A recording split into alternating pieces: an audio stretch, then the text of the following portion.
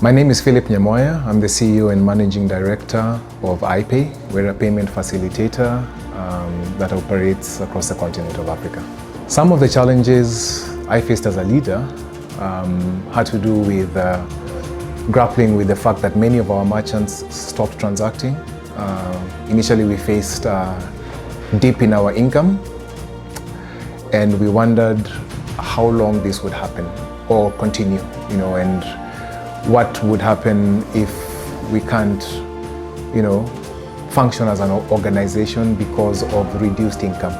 Some of the precautionary measures we've taken had to do with instituting a disaster recovery policy and plan. That is something that we've had even prior to the pandemic hitting. So this was actually a fantastic opportunity, unfortunately, if I can say that, but it was a good opportunity for us to put into practice what we have had as policy in the event that you can't work from the office. We weren't thinking of a disaster that has to do with a medical situation. So we had policies and protocols in place that would enable us to work from home, work from remote locations. In fact, home was not necessarily it, but just being able to function remotely and ensure systems are working.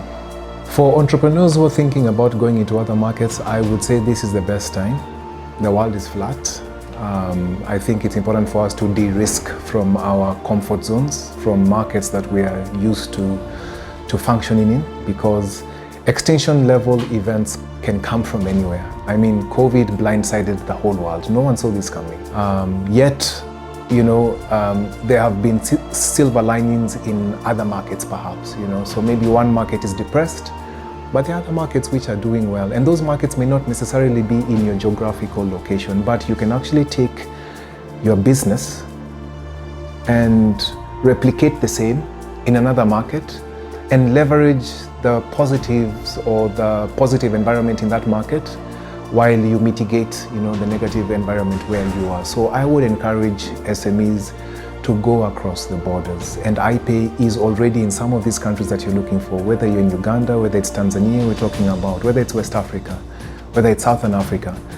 We already have the infrastructure to help you digitally acquire payments in those markets. So the question is, you would just go into that market and layer iPay, on your business model, whatever that business model is, and we'll be more than happy to support other SMEs as they move and transition into new markets across the continent. That's what we actually do. And seeing other SMEs grow, SMEs supporting SMEs is actually the ethos of what iPay is all about.